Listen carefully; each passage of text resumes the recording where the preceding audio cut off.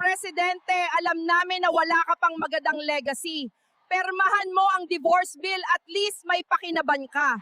Bakit naniniwala ang ilang Pilipino na kailangan ng diborsyo sa Pilipinas? Sa Pilipinas, maraming pamilya ang lumalaban para manatiling buo.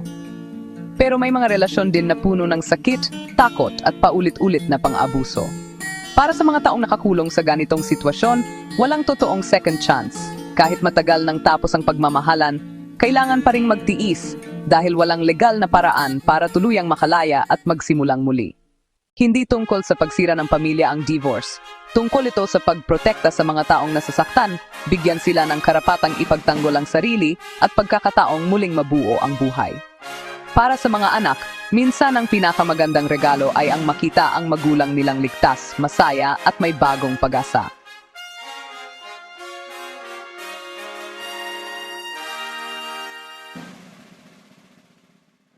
Ang diborsyo para sa marami ay sumisimbolo sa kapayapaan matapos ang taon ng gulo, ligtas na buhay mula sa pang-abuso, pagkataon na magsimula muli, pagpapahalaga sa dignidad ng tao, pag-asa na may bagong bukas.